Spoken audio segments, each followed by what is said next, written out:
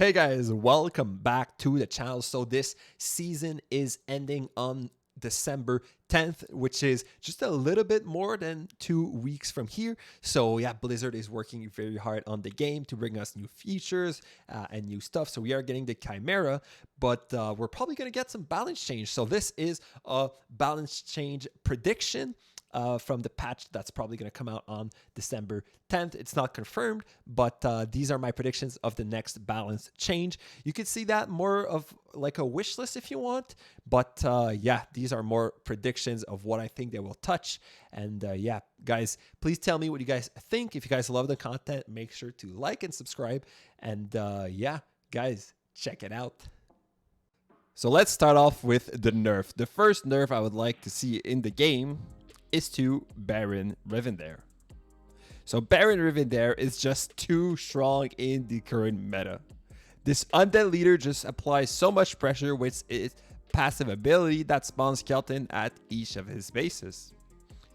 What I would do to balance Baron Rivendare would be to increase the spawn timer from skeletons by something like 75%. I think this would make Baron Rivendare still very good, but just not as oppressive in the current meta, and would allow other decks to breathe in this current meta game. The next change I'd like to see is to the Quillboar. So the Quillboar does just too much. The Quillboar is an unbound 2-cost gold mini that's so good at picking up chests, but also to distracting enemies, picking up the good targets, and also even tanking some dragon turrets. So what I would do to the Quillboar is I would reduce the max health of the Quillboar by something around 15%. I think this would make the Quillboar just a little bit worse, but still very good in the current meta, and would still be able to do the same job as it does right now. The next change would be to the Safe Pilot. So the Safe Pilot is probably the best mini in the game currently. It does just too much. It's a spell mini, so it's a mini that crashes down onto the battlefield and deals a lot of damage. And then once she dismounts from the actual machine, she's gonna start doing some elemental damage from afar. So the Safe Pilot is very good, but she's especially good because of the Gnomish Cloaking Device talent. This talent gives her ambush and stealth.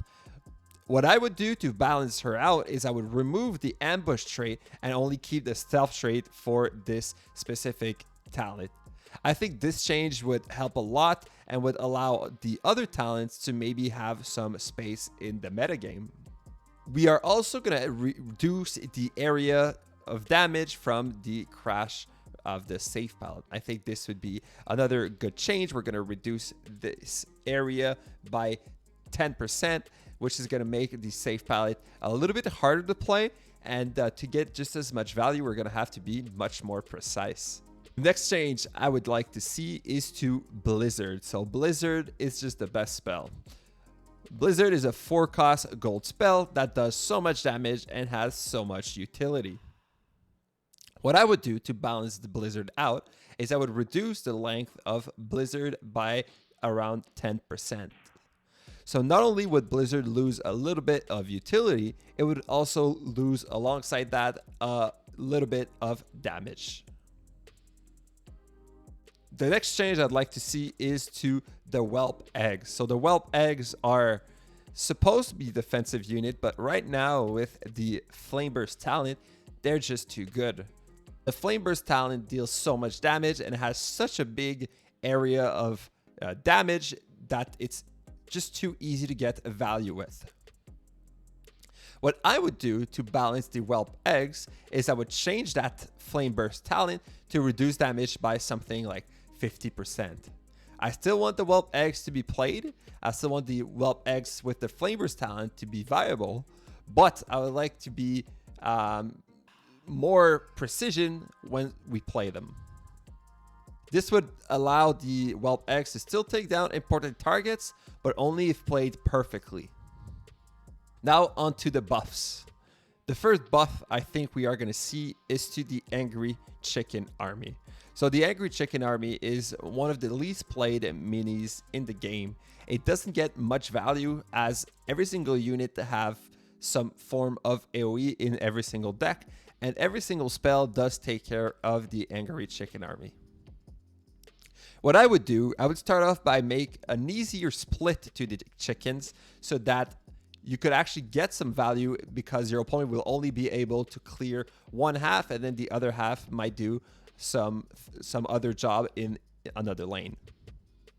I would also add 2 more chickens to that Angry Chicken Army. I think this would give just a tiny bit of a nudge to the Angry Chickens to make them maybe a little bit more viable in the meta game. The next buff I think we are going to see is to the Beast Leader Charlga.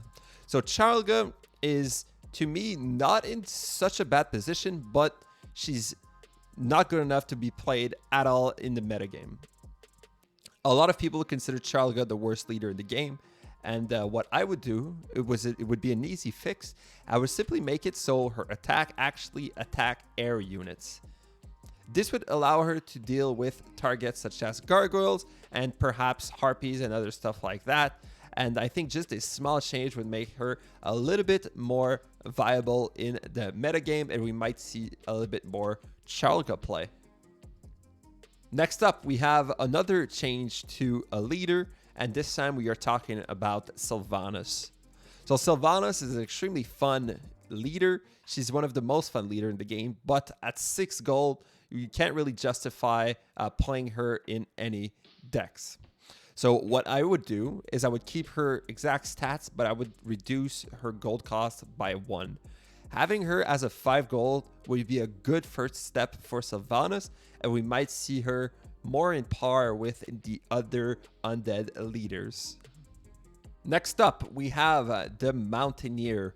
I think the Mountaineer really deserves a buff. We could obviously go with the route of reducing the gold cost by 1, just like Sylvanas, but I think it would be more interesting if we gave something more to the Mountaineer instead of reducing the gold cost. For example, what we could do is reduce the healing animation, so the bear would heal faster and the Mountaineer would start attacking quicker after the heal. I think this would be a very good change, and also perhaps we could put like a tether between the Mountaineer and the bear where they won't split ever. I think that could be another great addition to their kit. Finally, our last buff we expect to see is to the Spiderlings. So the Spiderlings do have a very niche spot in the metagame, but I think they need just a little something else to make them actually viable and played in some decks. What I would do is I would give them a little leap, kind of like the Stonehoof Tauren, where they would leap onto their targets once they get close enough. However, that range would be something around maybe 1/4 of the Stonehoof Tauren range. This would allow the targets or the Spiderlings to jump on their targets just a little bit quicker and maybe take down targets faster, which would help a lot with defense and a little bit with offense, maybe with taking down kobolds and stuff like that. I think this would be a good change, and it would also fit the thematic of leaping spiders. All right, guys, this is it for the balance change prediction. Please tell me down below what are your predictions or what are your wish lists for balance change. So tell me down below what you guys think, or do you guys agree or disagree with my changes? And yeah, I hope I'm right. We'll see how many of them I have correct. These balance changes are going to help a lot with the meta. I think it's going to make the game just so much more fun. Just having balance change are just great for the game. It's going to help with the meta, help with just shaking everything up. I'm super excited, guys. And yeah, with that, I'm going to say have a good night, everyone. Take care. I'll see you guys in the next one. Bye, guys.